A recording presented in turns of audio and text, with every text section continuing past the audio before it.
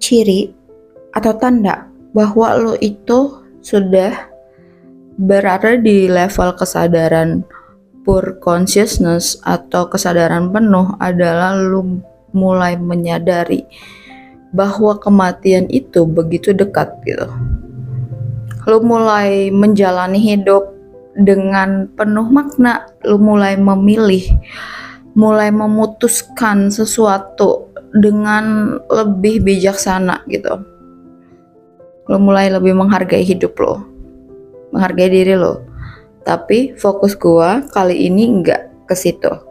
Fokus gua itu adalah tentang dampak psikologis kehancuran setelah meninggal gitu. Tentu ini ngomongin orang yang hidup ya.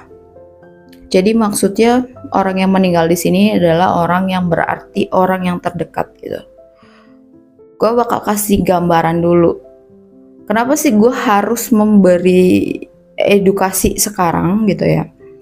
Karena kematian itu begitu dekat dan gak mungkin direncanain gitu kan. Jadi akan lebih baik kalau lu itu prepare gitu untuk tahu menyikapi secara bijaksana dan tetap berpikir clear kalaupun hal itu terjadi gitu. Karena nggak ada manusia abadi. Oke, lanjut ya. Jadi gue bakalan mencoba menjelaskannya itu lewat kayak lebih biar terstruktur gitu, biar sistematis. Ini misalkan ya, setelah ada orang yang meninggal itu, misalkan ini yang pertama itu case-nya orang udah menikah gitu, terus punya anak, terus yang meninggal itu anaknya. Terlepas apapun alasannya, sebenarnya kan suami istri ini itu pasti hancur gitu, karena ya semua orang tua anaknya sakit aja kan mungkin sedih banget gitu ya, apalagi ketika misalkan anaknya tuh meninggal gitu. Dan biasanya efeknya itu menyalahkan diri sendiri dan menyalahkan orang lain. Dan yang bahayanya itu sebenarnya dengan konsep menyalah-nyalahkan ini adalah terciptanya tuh kayak kerusakan dari dalam gitu. Jadi tiba-tiba perubahan yang luar biasa gitu dari keduanya, yang sebenarnya itu tuh karena rasa sakit yang terlalu dalam gitu. Tapi masalahnya setiap orang itu berbeda kan mengungkapkan rasa sakitnya. Nah, ada yang memang mungkin lebih ke silent, ada yang sebenarnya dia tuh nyalahin diri sendiri tapi jadi nyalahin pasangannya gitu. Jadi saling menyalahkan akhirnya kan, dan nggak dapet solusi gitu. Terus kalau misalkan anaknya ini, si suami istri ini punya anak lebih dari satu, itu bisa jadi misalkan nyalahin ke anaknya juga gitu. Jadi ketika sebuah kematian gitu ya menghancurkan hati pasangan suami istri, terus masih ada anak yang tersisa, itu tuh anak yang tersisa pun ikutan depresi gitu ngeliatnya kayak gitu. Atau misalkan dalam keluarga gitu ya, adik kakak gitu, terlepas apapun masalahnya itu bisa nyalahin juga gitu. Adiknya nyalahin kakaknya, kakaknya nyalahin adiknya gitu. Kedukaan yang besar itu, yang tidak terbendung itu terkadang membuat membuat seseorang itu merasa tidak sanggup gitu sebenarnya untuk menanggungnya sendiri gitu. Tapi kan harusnya kalau secara sehat itu yang ngomong dari hati ke hati gitu. Tapi ada beberapa orang yang karena tidak terbiasa mengelola emosi, jadi efeknya itu adalah melampiaskan ke orang terdekat gitu. Itu yang membuat setelah kematian itu terjadi banyak kehancuran gitu. Dan menyalah-nyalahkan ini sebenarnya tidak ada solusi sama sekali sih. Oke, sampai di poin itu ya. Sekarang gue masuk ke poin gitu, kayak apa sih seharusnya sikapnya gitu, apa yang harus dipikirkan ketika hal itu terjadi. Yang pertama ya, kematian itu tidak ada yang merencanakan gitu, dan udah ada yang ngatur. Jadi nggak bisa gitu, lu tuh tidak bisa berpikir bahwa orang yang di depan lu nih ya, pasangan lu atau entah itu anak lu, itu nggak bisa lu terus-terusan pegang terus gitu, karena yang gue bilang manusia itu nggak ada yang abadi. Jadi memang lu harus selalu prepare suatu saat dia itu pergi gitu, suatu saat dia itu meninggal gitu, entah itu siapapun lah ya, entah itu sahabat lu atau pasangan lu, orang tua lu gitu, itu bisa meninggal kapanpun.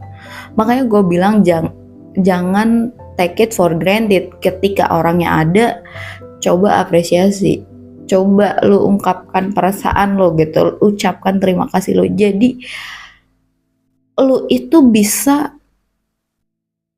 apa ya, bisa tidak menyesali gitu waktu-waktu yang ada, yang sebelum merekanya masih ada. Terus selanjutnya itu, jangan pernah menyalahkan siapapun. Jangan nyalahin diri sendiri, jangan nyalahin orang lain, jangan nyalahin orang terdekat. Terlepas sesakit apapun yang lo rasakan gitu, jangan berpikir untuk menyakiti orang lain sebagai coping stress gitu, sebagai pelampiasan, karena itu tetap tidak akan membuat lo bahagia juga. Kayak gitu. Terus coba pikirkan, kalau yang meninggalnya itu orang yang sangat menyayangi lo, yang dia harapin tuh kira-kira apa sih gitu? Apakah dia senang misalkan ngelihat setelah dia meninggal itu lu jadi hancur gitu, lu jadi misalkan melakukan hal-hal destruktif, hal-hal yang tidak baik, merusak diri lu, merusak orang lain gitu. Menurut gue sih nggak mungkin ya orang yang menyayangi lu tuh mengharapkan kematiannya itu menimbulkan hal yang tidak baik untuk diri lu ataupun untuk orang-orang sekitar lu gitu. Karena ada salah satu kisah nyata gitu. Jadi setelah ibunya meninggal, dia tuh melakukan perilaku destruktif gitu, merusak dirinya sendiri dan orang lain dengan dia tuh melakukan hubungan seks bebas gitu dengan siapapun, bener-bener siapapun yang dia temuin gitu. Kayak itu tuh perilaku yang destruktif ya, karena itu kan tidak menghargai dirinya sendiri maupun orang lain gitu. Bahkan dia tuh padahal udah punya suami gitu. Itu tuh sebenarnya rasa sakit yang sulit dipahami gitu, yang sebenarnya harus dikelola dan harus sebenarnya disembuhkan kan gitu. Dan kalau misalkan orang yang meninggalnya itu orang yang sangat menyayangi lu, sangat mencintai lu, pasti dia punya harapan yang baik. Pasti dia juga tidak menginginkan lu menghancurkan diri lu dan hidup lu gitu. Dia pasti pengen bahwa kematiannya tuh menjadi sesuatu yang lu maknai dengan baik gitu. Kayak contoh, lu jadi lebih menghargai hidup lu lebih menghargai orang-orang sekitar lu lebih menghargai waktu lu gitu. Dan kalau orang itu adalah orang yang lu sayangi dan sangat lu cintai, tentu mereka tuh pengennya lu bahagia kan.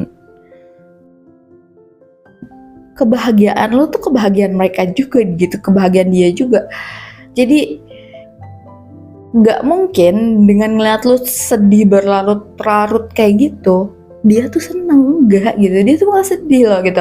Maksudnya tuh gue aja mikir ya, kalaupun gue meninggal gitu, gue tuh tidak suka kalau harus ditangisi atau disedihin gitu sampai berlarut-larut. Enggak, gue nggak suka gitu. Boleh sedih tapi secukupnya aja gitu.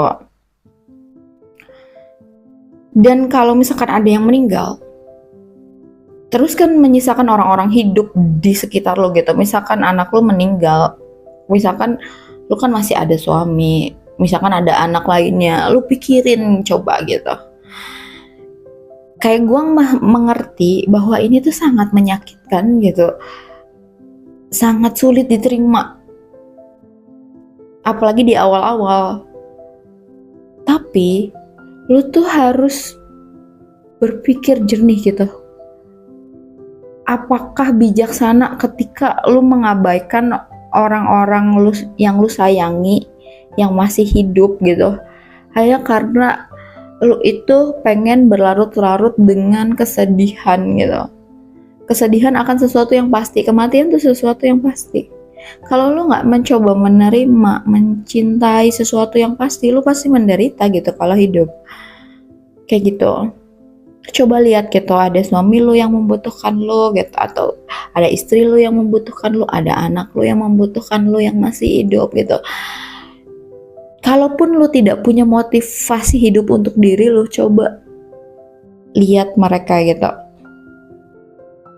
Jangan terlalu terpuruk gitu, karena ketika terlalu terpuruk tuh lu jadi tidak clear gitu, lu jadi tidak menghargai yang masih ada, yang masih hidup.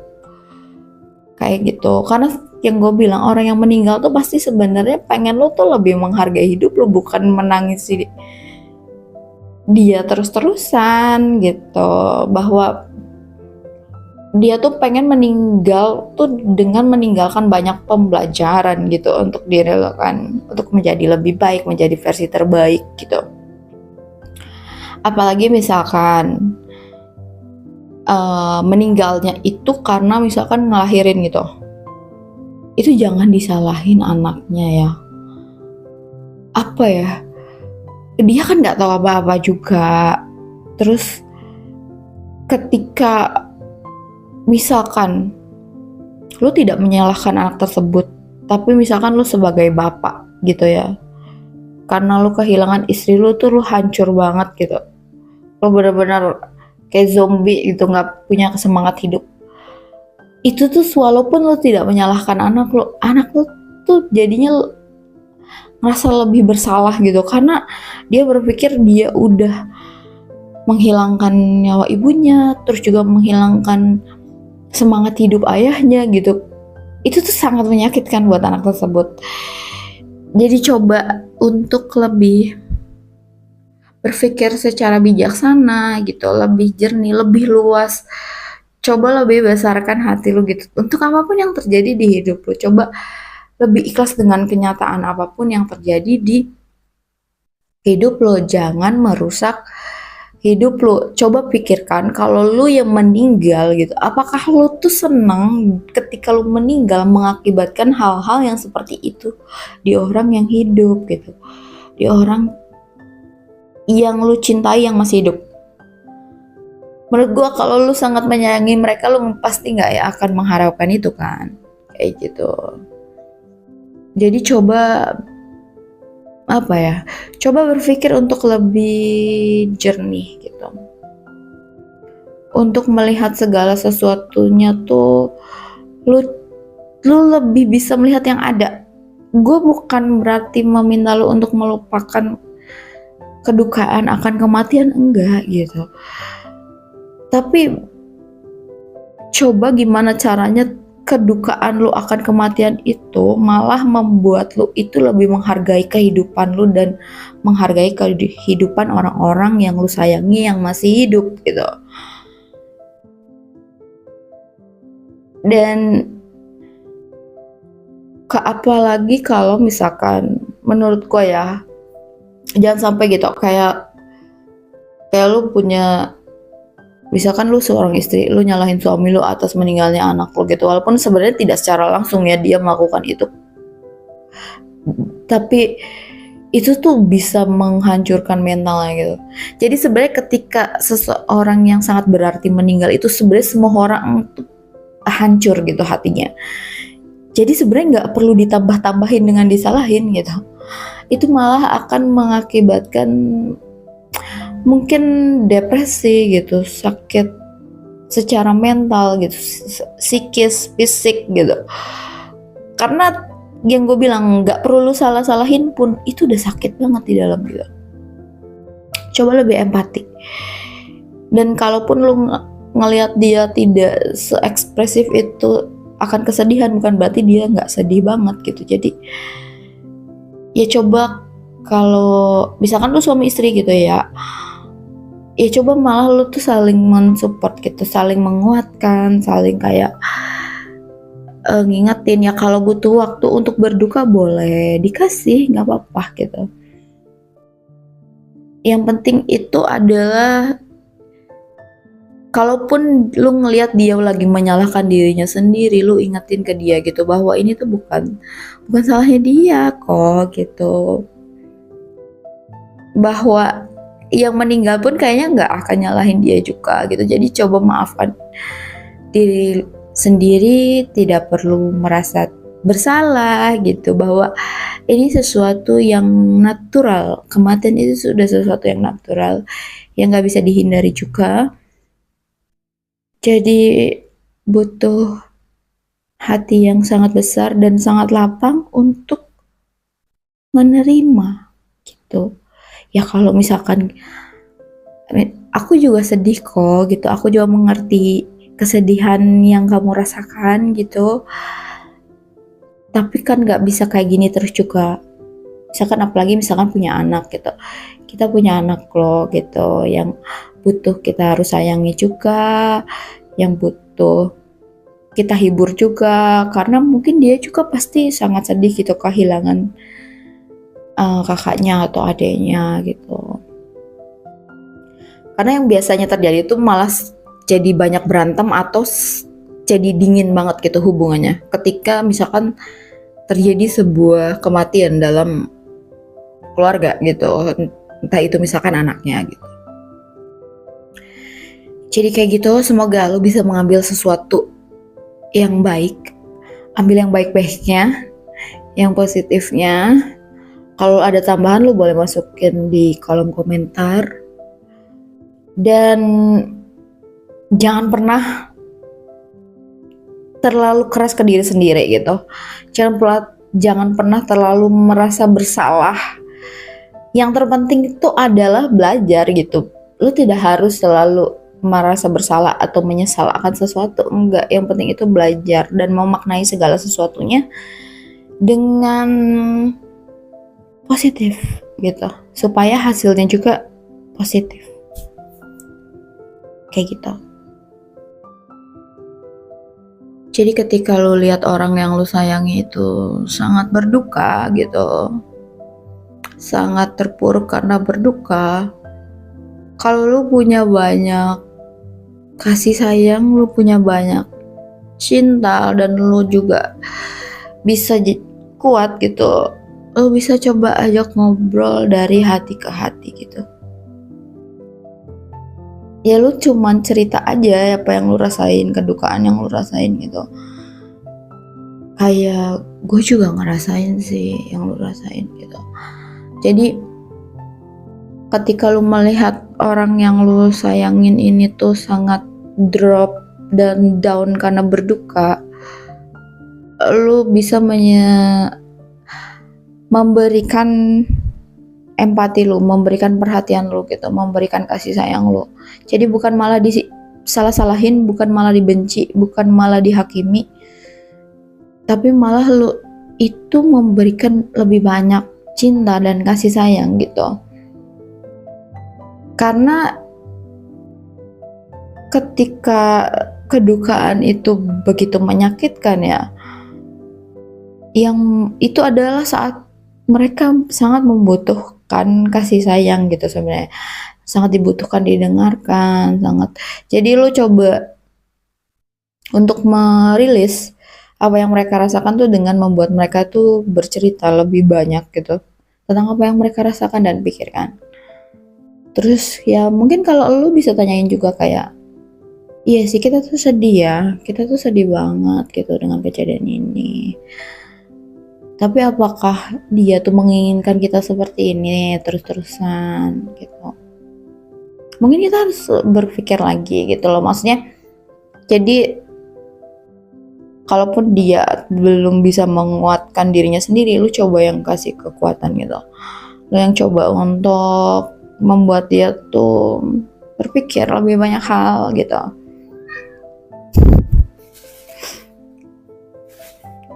Jadi temani dalam rasa suka juga duka. Lu kasih tahu ke orangnya bahwa lu akan selalu ada kok gitu, bahwa lu akan selalu menemani dan selalu mendengarkan kapanpun dia mau cerita. Jadi it's fine, it's gonna be okay gitu. Kita bakal ngelaluinnya bareng-bareng, bersama-sama, saling menguatkan, saling menyembuhkan gitu, dan saling memberikan kasih sayang. Oh iya, tambahan, kalau memang ketika hal itu terjadi terus kayak lu itu susah untuk menanganinya atau mengelola perasaan dan pikirannya, lu bisa gitu kayak bareng-bareng sama pasangan lu ke profesional gitu, ke psikolog bareng-bareng gitu. Jangan merasa kalau ke psikolog tuh sesuatu yang tabu gitu, enggak kok. Sama aja kayak pergi ke dokter aja gitu. Kayak memang kita fokusnya itu ke solusi gitu dan perbaikan. Jadi jangan didiemin ya gitu, jangan malah saling membenci gitu, kayak membenci dalam artian ketika lu lihat pasangan lu tuh benci karena itu mengingatkan sama sesuatu yang sangat menyakitkan. Itu jangan ya, kalau bisa itu sesuatu yang kurang bijaksana. Kalau memang masih mau bersama, masih mau diperbaiki, silakan perbaiki gitu. Atau kalau lu misalkan melihat ada sesuatu duka yang sulit banget diselesaikan, lu bisa bawa ke ahlinya gitu, ke profesional. Karena sebenarnya selalu ada solusi ketika lu benar-benar berorientasi pada solusi dan pada perbaikan, pada penyembuhan gitu. Karena nggak ada kata terlambat untuk menjadi lebih baik. Jangan hanya menyukai kebaikan, tapi sukai juga perbaikan gitu.